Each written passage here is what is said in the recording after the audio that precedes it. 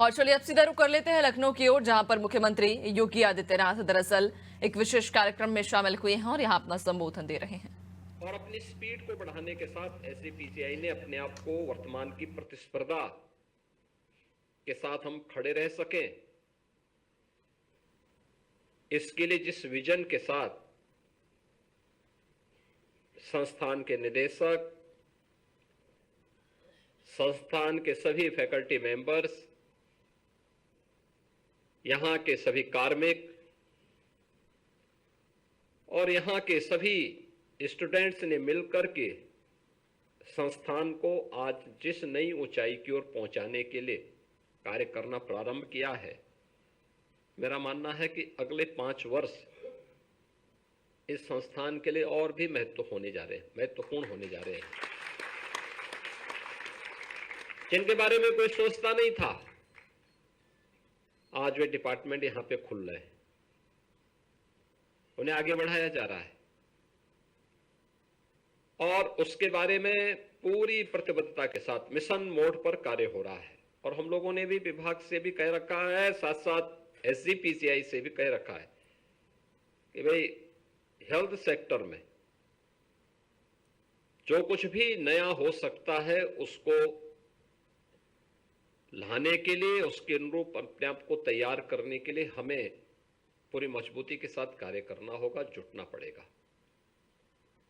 और मुझे प्रसन्नता है कि पिछले 5 वर्ष के अंदर वो परिणाम हम सबके सामने इस रूप में देखने को मिले हैं और संभवतः देश का ये पहला चिकित्सा संस्थान होगा जिसको सीएसआर से लगभग 500 करोड़ रुपए भी इस दौरान प्राप्त हुए हैं, जिसमें सालोनी फाउंडेशन के साथ साथ यहाँ पे पेशेंट के अटेंडेंट के लिए जो सुविधा बनने जा रही है, इन सबको मिला लें तो यह अपने आप में नई उपलब्धि संस्थान ने अर्जित की है।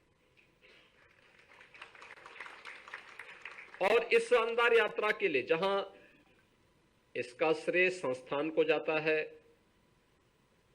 संस्थान के निदेशक, यहाँ के फैकल्टी मेंबर्स, यहाँ के सभी कार्मिक, यहाँ के सभी छात्र छात्राओं को सबको इसका श्रेय जाता है, लेकिन जब आप आगे बढ़ते हैं तो आपके सामने चुनौती भी उतनी ही मजबूत होती है। ये चुनौती के प्रति एक पक्ष को लेकर के तो आप चले हैं, बहुत मजबूती के साथ चले हैं, और वो पक्ष है कि हम हेल्थ को टेक्नोलॉजी के साथ कैसे जोड़ सकें। जैसे भारत सरकार ने भी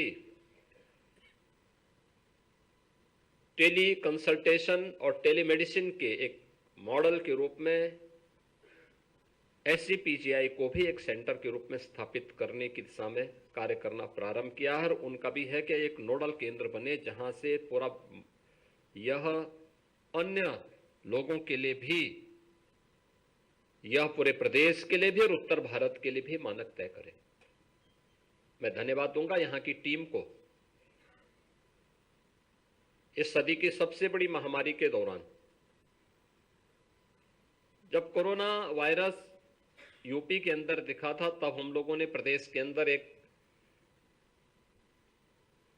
एडवाइजरी टीम का गठन किया था।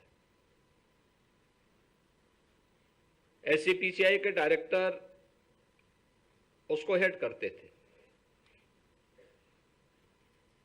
हम लोगों ने उस समय प्रदेश के अंदर सर्वे कराया था तो 36 जनपद हमारे ऐसे थे जिन जनपदों में आईसीयू का एक भी बेड नहीं था।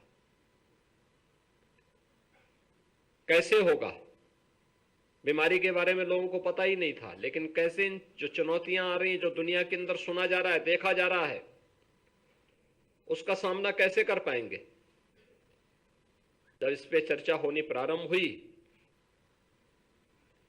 तो उस समय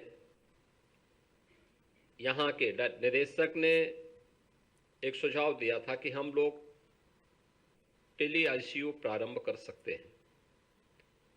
और फिर हमने कहा भी टेली आईसीयू संचालित करने के लिए कुछ तो वहां की प्रारंभिक जानकारी होनी चाहिए। यहाँ पे मास्टर ट्रेनर पहले एक एक यहाँ पे ट्रेंड करिए।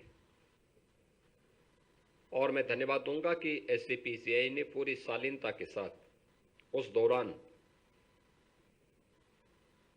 प्रदेश में वर्चुअल आईसीयू प्रारंभ किए थे और 75 के 75 जनपदों ने उसके माध्यम से हजारों लोगों की जान को बचाने में मदद मिली थी।